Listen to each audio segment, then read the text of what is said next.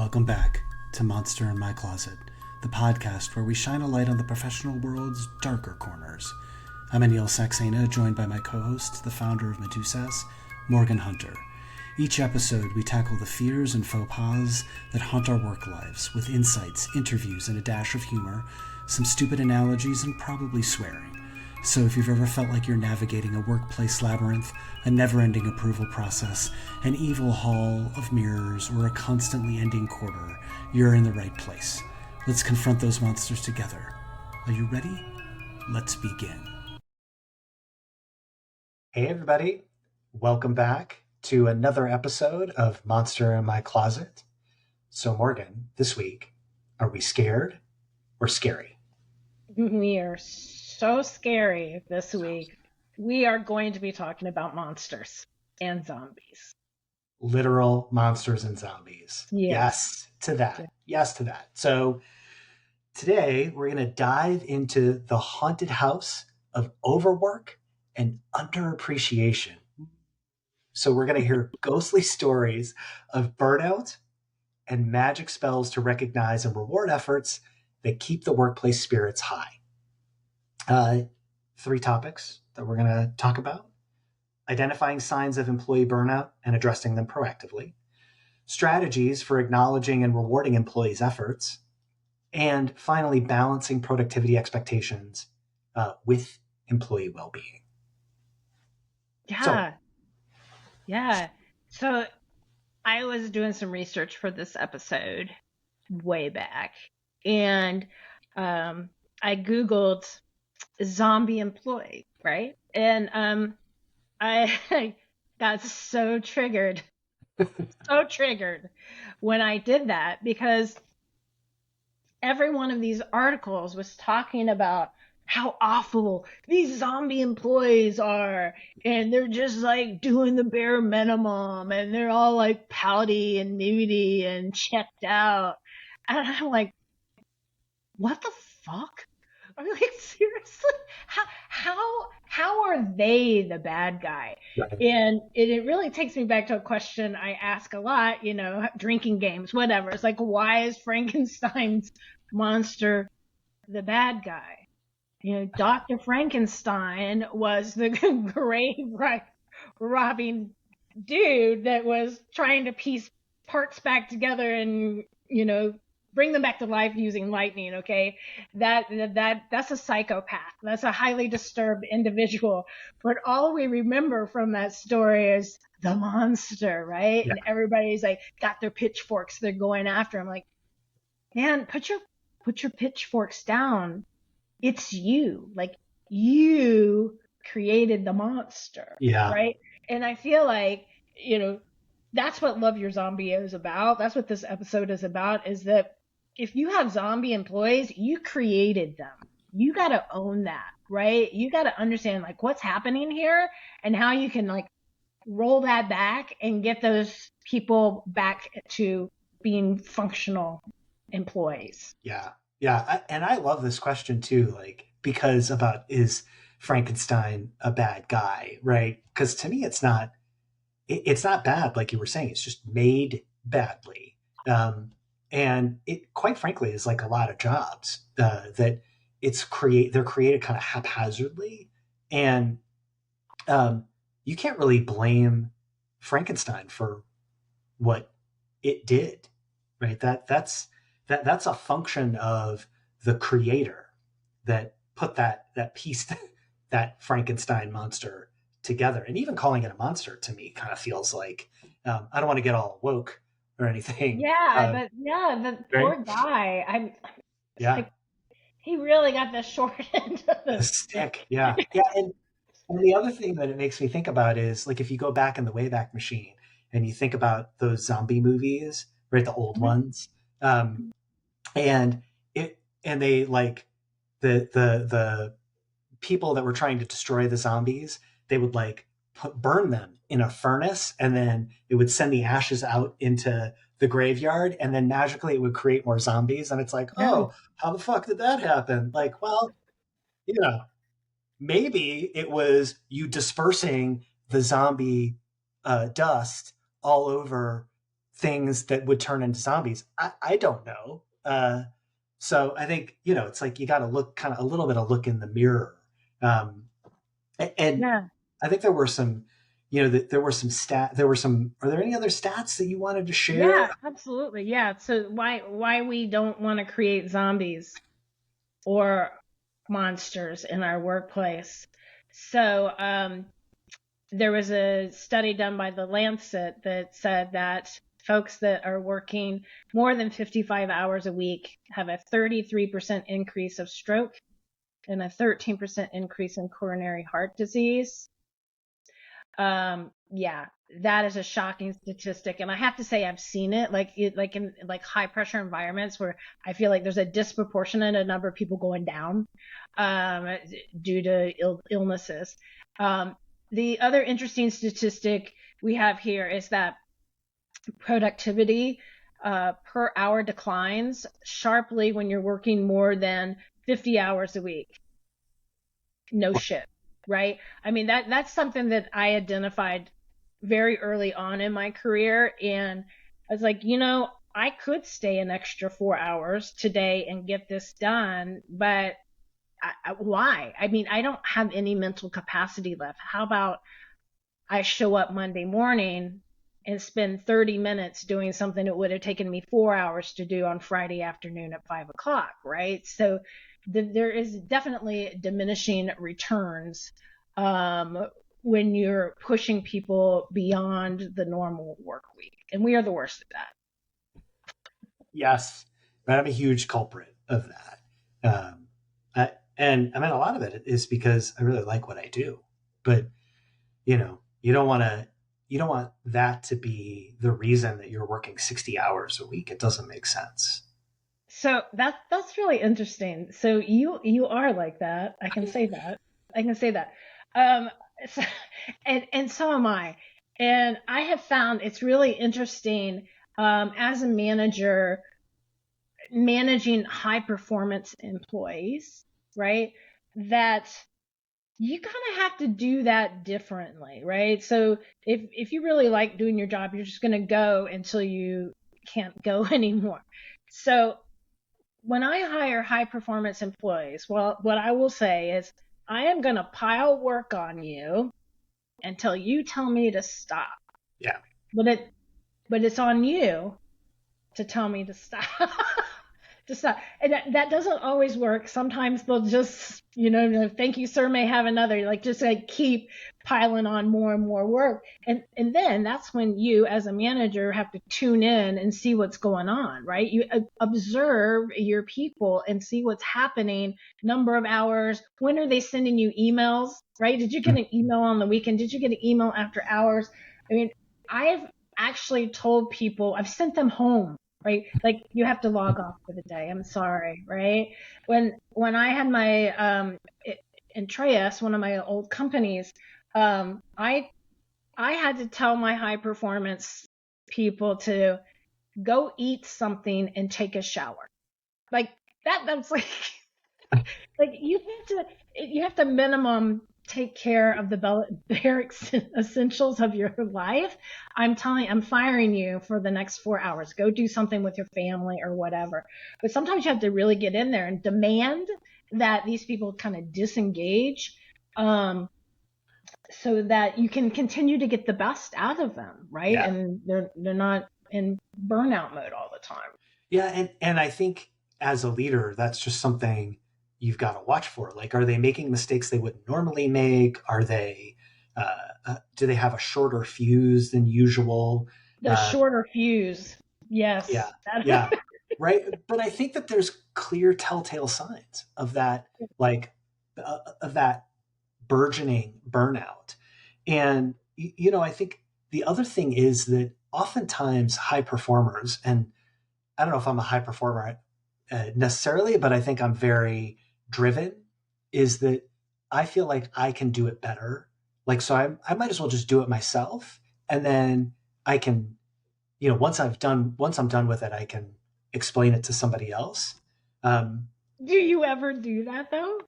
Well, I Do you mean, ever take that second step of explaining it to someone? now that now that I'm leading a bigger team, I have to, right?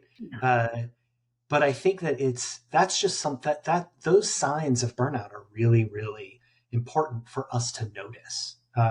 So sorry, Morgan. Any other statistics we want to? So 55, more than 50 hours, your productivity goes down. You can schedule your heart attack or stroke as your hours increase. Any other Yeah, statistics? yeah. There's one here about a 25% increase in employee absenteeism when you're burnt out. I think that's, you know, either you're physically uh run down and you're getting sick more, or you need to have a mental health day, right? Like you just you hit the proverbial wall and you really need to have a day off. So that would be the statistics that we have in place. So we need to make sure that we don't have zombies in our workplace. Sure, gotta try, right? I think there are definitely some issues when you are creating a culture where that is the norm. And I guess I'm curious from your perspective, you know, Morgan, if you is that something that is created? Are we kind of perpetuating that notion of creating zombies in the workplace? Yeah, I think that as managers, um, you need to be ready to ruthlessly prioritize people's work. So maybe as a team, we signed up to do 25 things, right? But we find out that doing those 25 things is actually burning everybody out. So we have to decide what we're not going to do. And the very important part of deciding what we're not going to do is to then not do it. Yeah, I've seen a lot of like, hey, this is what we're not going to do, but then, the expectation is that you keep doing it. We just pretend that we're not doing it. So you have to ruthlessly prioritize. And then as a manager, you need to set expectations upstream with your management that certain things are not going to happen. So then you got to go out and advocate for your employees and say, hey, I know you used to be able to come to Anil for this service, fill in the blank, but that's not a priority for us anymore. I don't think, Anil, it should be your responsibility to go to your stakeholder and say, this isn't a priority anymore, because then that's going to make you look like a jerk. And the power dynamics are really weird on that. So as a manager, you need to set expectation with your peers that certain things are not going to happen.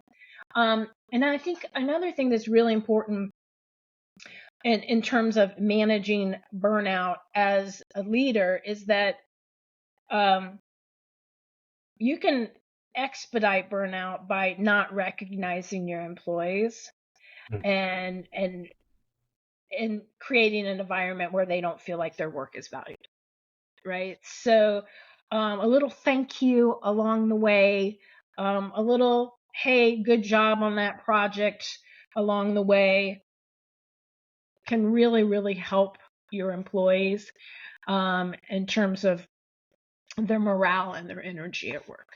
yeah, yeah.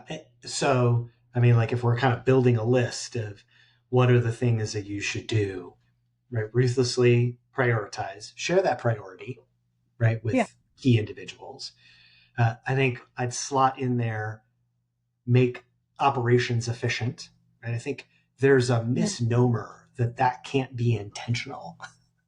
I think if you're not concentrating on the process of how work gets done, then it Yeah. is not getting done efficiently, and people are Mhm. burning out because the process is foobarred Yeah. or You non-existent. spend all your time managing the process, right? Yes, You're like yes, and yeah, not doing your job. yes. And there's a whole different conversation that we can have about matrix management. And for those of you just listening, I'm using air quotes, right? If you Yeah. can't hear the bones clacking, matrix management. Uh, and then you then recognizing employees, right? And recognizing employees is not necessarily sending them a box of tchotchkes of, you know, Yeah. like bunch of plastic doodads that they're going to put all over their desk. It is really, like you were saying, Morgan, thanking them for their efforts, ensuring that you are rewarding them accordingly for the work that they're doing. I had a, a long time ago, there was a person that worked on the team. He's a great guy. His name is Earl. I'm going to name check him because he was awesome. And Earl was or is a Jehovah's Witness, and so he couldn't accept gifts, right? Like, so he would do this incredible work, but you couldn't, like, I couldn't give him a gift card, or I could, like, it wasn't something that he would accept. Yeah. And so I wrote his wife a letter, and I said, thank you for giving Earl the time and the space to work with us. He makes a difference.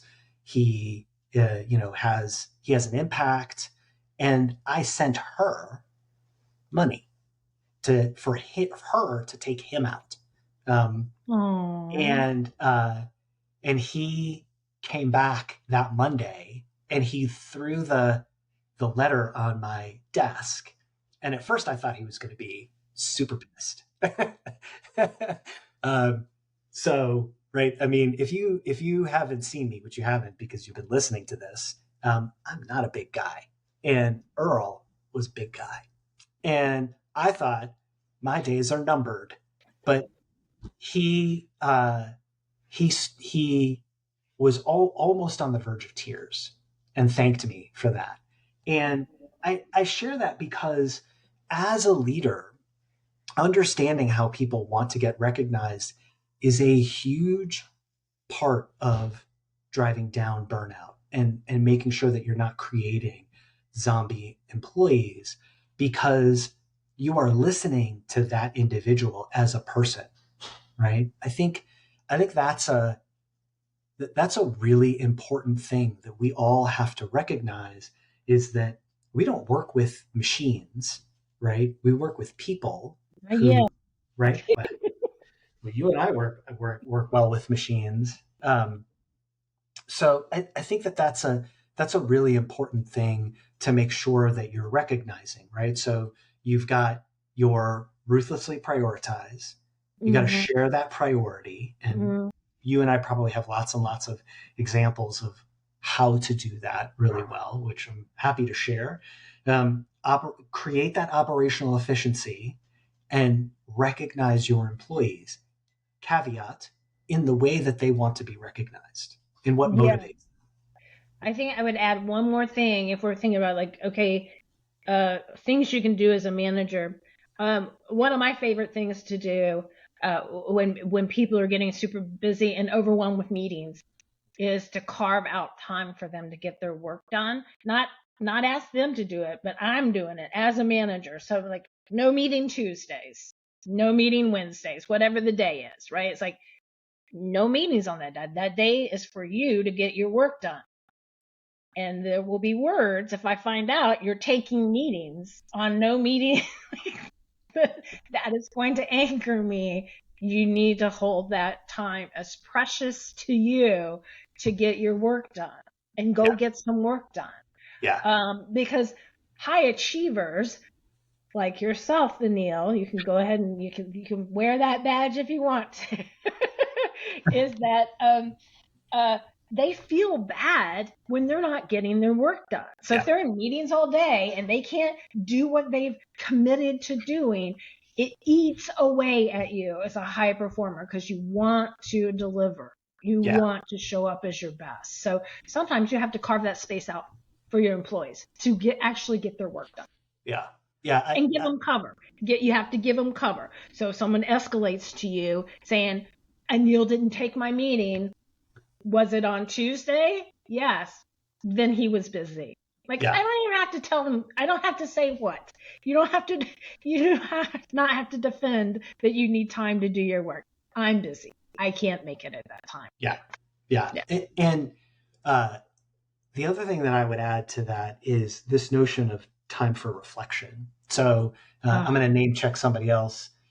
Tony Bond. I worked with him at Great Place to Work, and he had this philosophy that taking time to do nothing and to kind of reflect a little bit on what happened during the day or what's going to happen during the day is so important, because that's when the puzzle pieces in your brain start to fit together. It's a little bit why, like, when you're in the shower, how you're like, Mhm. oh, that's how I should get that done.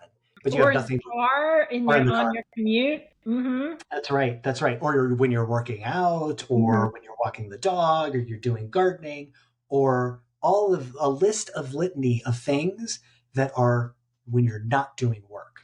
And Mm-hmm. so your brain doesn't like magically shift to like not work mode when 5 o'clock rolls around, or 6 o'clock rolls around, or 10 o'clock rolls around. Your brain is still working through issues and initiatives. So it's important to take that time for reflection. Um, Yes, it is. yeah, I can tell you I have many sleepless nights because my brain feels like it needs to be busy.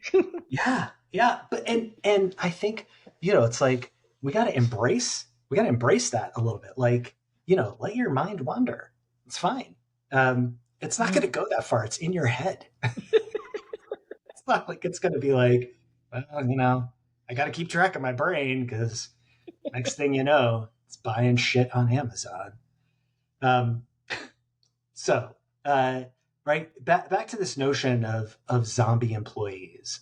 Um, so, are there any other additional measures or things that we should be thinking about? And I wonder, for you, Morgan, is there an instance when you notice signs of burnout on your team, and how did you address that? And maybe it's things that we've already talked about, but I'm curious to hear, like, if there was a time you specifically saw it. Mm-hmm. Yeah, yeah, many times.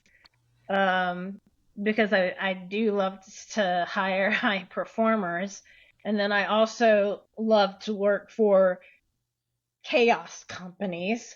I mean, I will complain about it all day long, but I mean, I love walking into a situation that's pretty messed up and fixing it. Like that's where I am the happiest. So that really can generate this situation where people are in a constant state of burnout. And then there's some cultures that further reinforce that by uh,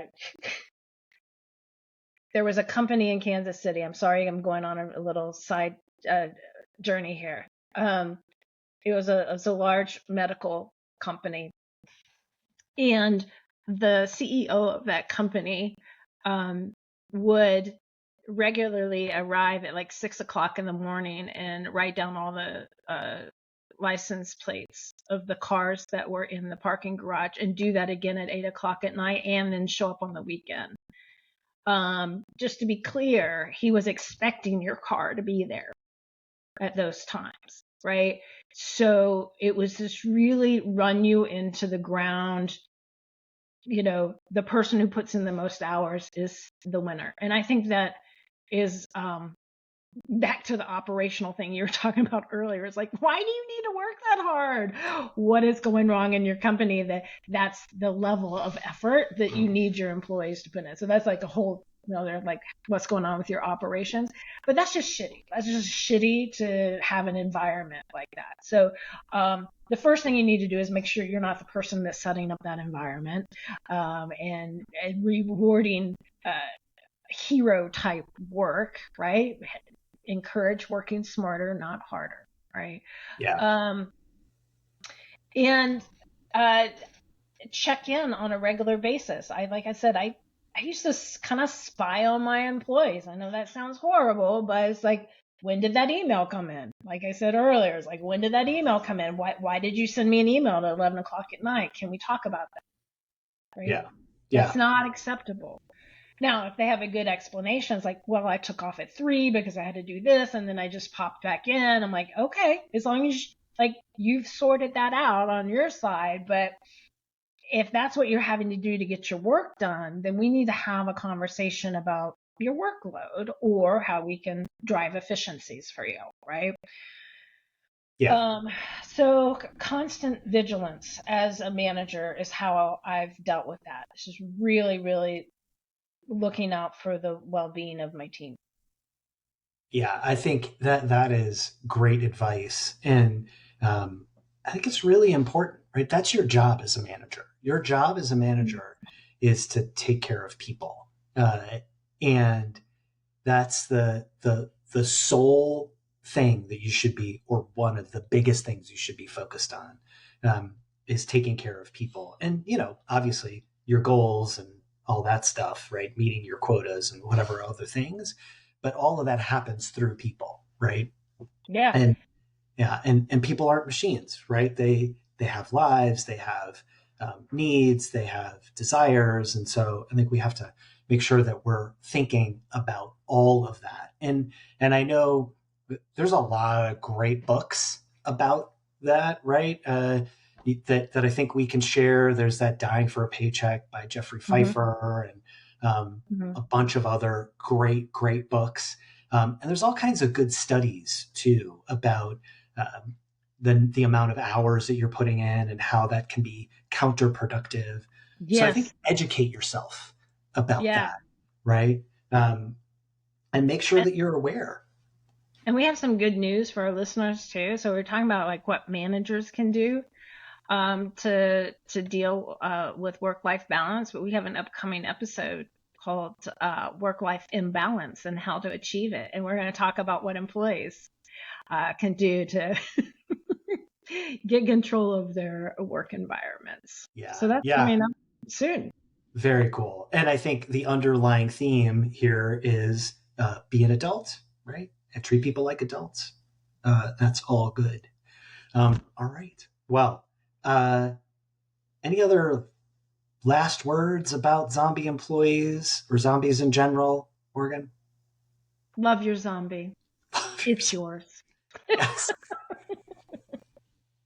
That's right. That's right. Remember, you made your zombie. That's right. So always remember that you created the monster. So thanks everybody for listening to another episode of Monster in My Closet, and we'll see you next time. Bye. Bye.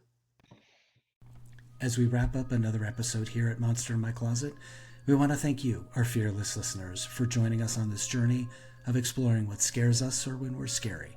Professionally, of course. Together, we've ventured deep into the workplace wilderness armed with humor, insights, and a touch of irreverence, and hopefully learned something together along the way. But our journey doesn't end here. Monster in My Closet is proud to be part of Medusas.org. Medusas is a membership-driven, non-profit organization serving underrepresented groups, minorities, and individuals with disabilities who are doing business in the software-as-a-service space. We're a community created by SaaS professionals, for SaaS professionals, and even the SaaS curious. Visit Medusas.org to discover how you can contribute to a movement that empowers professionals to face their workplace monsters head-on. Don't forget to subscribe, share with your colleagues, and leave us a review. Your feedback helps us shine a light on the monsters lurking in the professional closet, making our community braver, stronger, and a little bit wiser. Until next time, keep challenging the status quo, embrace the journey, and remember, no monster is too big when we face it together. Cheers.